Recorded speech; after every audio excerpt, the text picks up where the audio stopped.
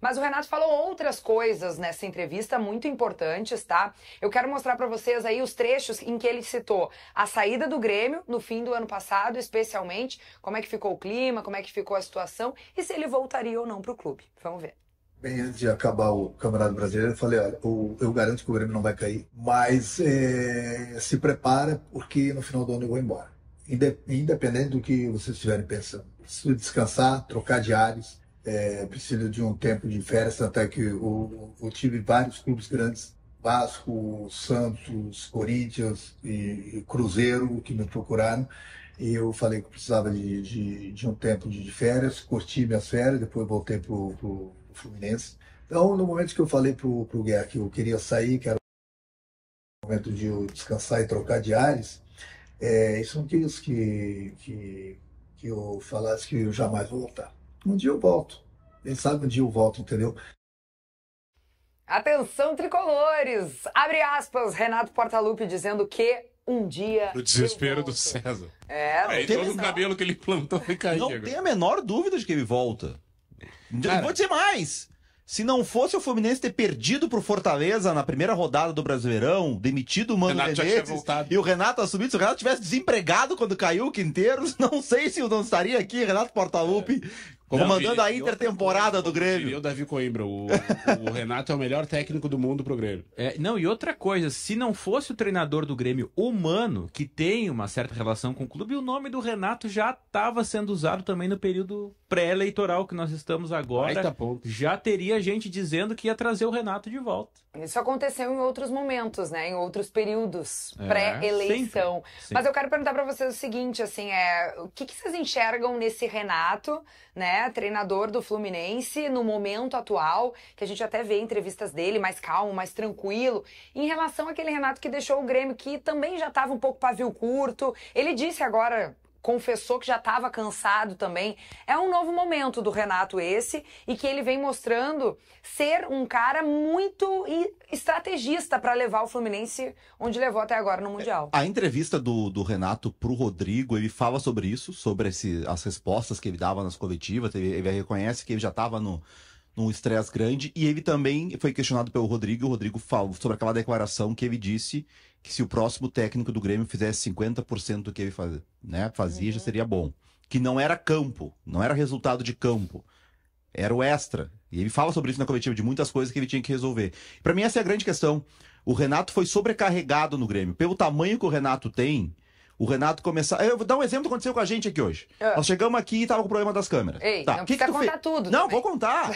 O que tu fez? Tu deixou quem era responsável por isso resolver. Exato. Agora imagina se tu chegasse aqui e tivesse que tu ia resolver isso. Isso. O estresse de que foi resolver o negócio. E não ia entrar no ar o programa. Quando tu entrasse... Não, mas se tu, mesmo que tu conseguir... Exatamente, tu já não ia fazer 100% que nem o cara que é especialista nisso faz.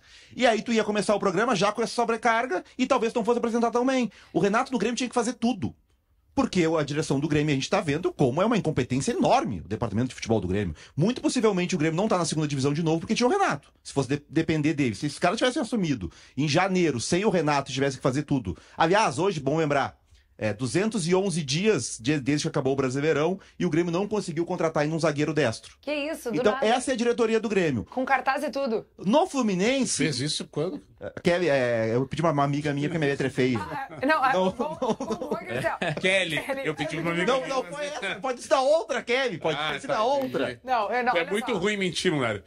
211 dias que o Grêmio não consegue. Eu pedi uma ajuda. Chegou neste estúdio hoje de manhã e disse: Kelly, minha letra é muito feia. Tu pode escrever a seguinte frase pra mim? E eu comecei: 211. E aí a frase era: dias sem zagueiro de pé direito. É isso. Então é um fato. É um fato. Informação. Então, se o Renato tivesse aqui, sabe o que o Renato ia fazer? O que ele fez com o Rodrigo Caio. Ele errou ao apostar no Rodrigo Caio, mas por que ele teve que tentar resgatar o Rodrigo Caio da aposentadoria? Porque os caras contrataram o Gemerson e o Rodrigo Evi que não deram certo.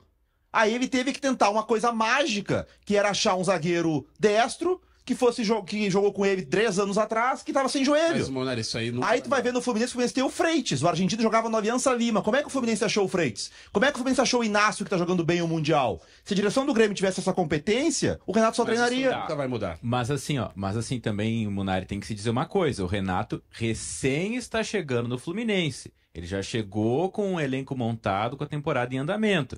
E não conquistou títulos ainda. Esse Renato que liga para o Rodrigo Caio e que indica e traz vários nomes para o Grêmio, é um Renato que já estava há anos no Grêmio e que também, além de ser ídolo como jogador, tinha conquistado Copa do Brasil e Libertadores. Ninguém nos garante que daqui há alguns meses, se o Fluminense for campeão da Copa do Mundo de Clubes, por exemplo, que o Renato não vai começar a ter o mesmo comportamento.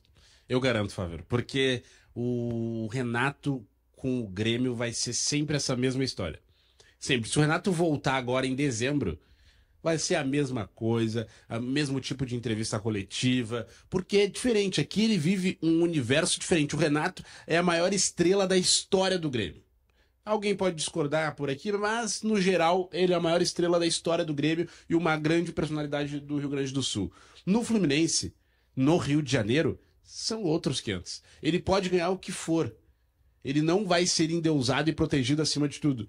É a mesma coisa o técnico do Flamengo. O técnico do Flamengo ganha Brasileirão, Copa do Brasil e Libertadores no mesmo ano. Perde pro Nova Iguaçu, o cara é criticado e tem que ser banido do futebol.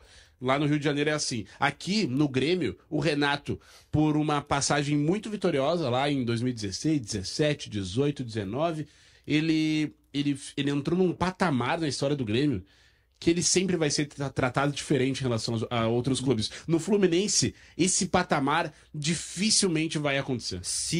Mas aí que tá, Vini. Se correr o risco que existe dele ganhar essa Copa do Mundo de Clubes, quem diz não? Quem diz não para um treinador, seja ele Renato ou quem for, para um técnico que acaba de te dar o maior título de clubes possível no momento?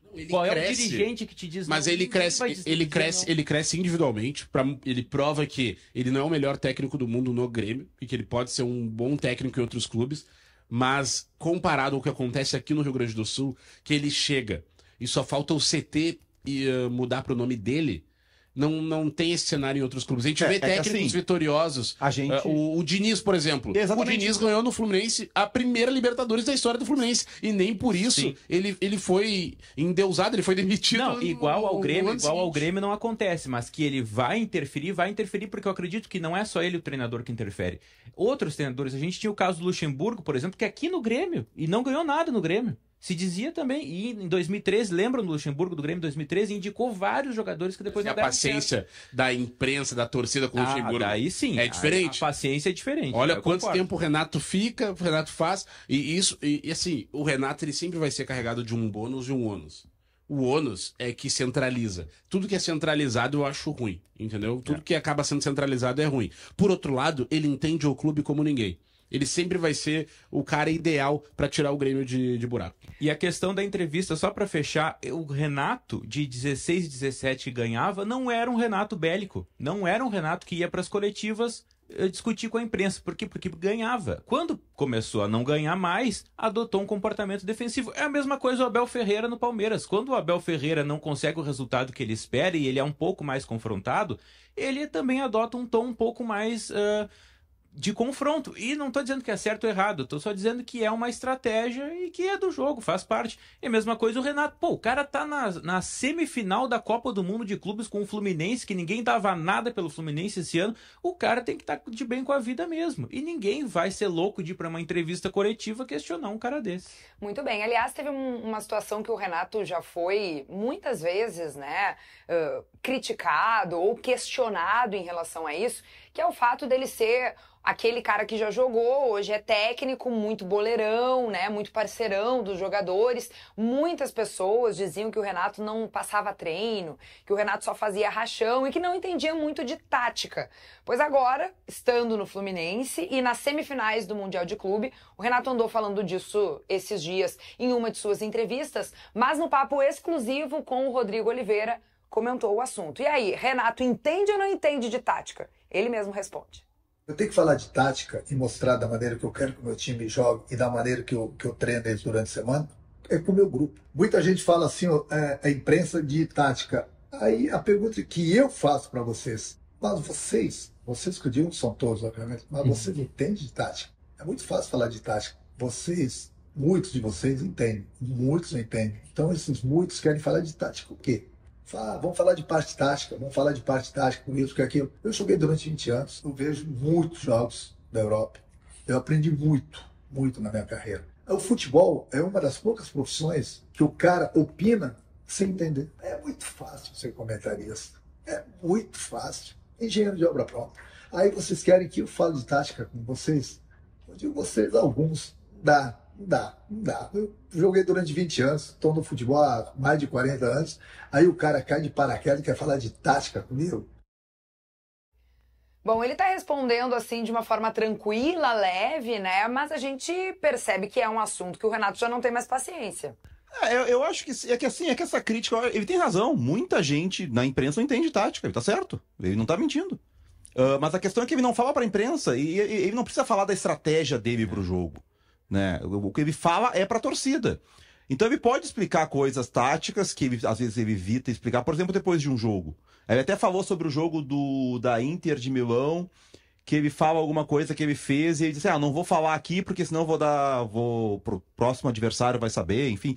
É que a questão sobre o Renato é que a discussão dele ela nunca vai pelo trabalho dele, sempre é muita coisa do personagem, né? Então se discute o personagem do Renato. O Renato é muito bom treinador. A questão tática aqui, eu falei que outro dia, eu lembro do Vasco de 2006, o Vasco jogava num 3-6-1, era um 3-4-2-1, mas era um 3-6-1, que ninguém fazia isso no Brasil naquela época.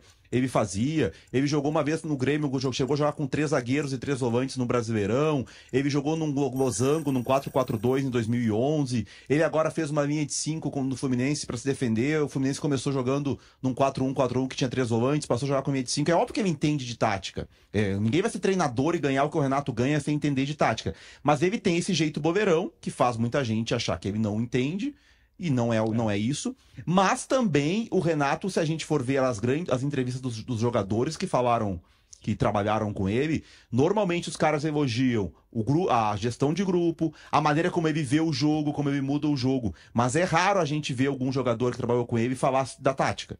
O melhor treinador que eu tive, a gente vê falar várias coisas. Onde é que entra o Renato? O Renato entra na gestão de grupo, o Renato entra no entendimento do jogador, o Renato entra até eu já ouvi o Felipe Luiz, acho que fala sobre isso. A maneira que ele consegue mexer no jogo, ler o jogo durante o que está acontecendo. Mas essa questão tática, a gente quase não vê. Então não é o ponto forte dele, mas é óbvio que ele entende. Né? É óbvio que ele entende. Aí entra outro ponto, a gente está falando, por exemplo, agora está enfrentando os times europeus. Os treinadores lá falam muito mais do que aqui. Talvez porque também a imprensa lá entenda mais do que aqui, se discute mais do que aqui. Também acho, ele tem razão. Na imprensa esportiva do Brasil, a gente tem sim uma dificuldade de leitura. Ontem, eu não vou falar aqui, mas enfim, no final de semana, tá? Eu vi um jogo que o comentarista veio o sistema tático do time que estava jogando errado. Mas é muito relativo. Então, assim, isso aí, acontece. Né? Porque, assim, vamos lá. Também o entender a tática, tu é um especialista naquilo. Agora, mesmo que tu não seja especialista em algo, tu sabe interpretar. Vamos lá. Eu não sei pilotar um avião, mas eu sei te dizer se um voo foi tranquilo ou não. Eu sei te dizer. Eu sei dizer se... Tu sabe dizer pela tua percepção, né? Não, porque mas às vezes tu vai passar por uma turbulência que vai deixar o Vini extremamente tenso, mas pro piloto é um voo tranquilo. Mas aí tu entende que, às vezes, o teu papel ali como repórter, tu não vai ter o mesmo conhecimento do Renato, mas se ele é o piloto do avião, tu vai perguntar, o que foi aquela turbulência ali na primeira hora do voo? O teu papel ali é perguntar, e ele vai ter que explicar. E em muitos momentos, só de ter que explicar o que aconteceu, o Renato foi bélico com muitos jornalistas. Por ficar ofendido ou por não querer o questionamento. A questão é, acho que nem todo mundo tem que, ou melhor, óbvio que a gente tem que ter o conhecimento, mas o conhecimento, eu não vou ter o mesmo conhecimento de um cara que foi campeão do mundo jogando bola, que jogou 20 anos, que é técnico há 30, não existe comparação. A mesma coisa, ele não vai ter o mesmo conhecimento de quem trabalha com comunicação todo dia. Muito bem, 10h47, esse é o Segue o Fio, nós estamos juntos desde as 10h10 e vamos até um pouquinho depois das 11.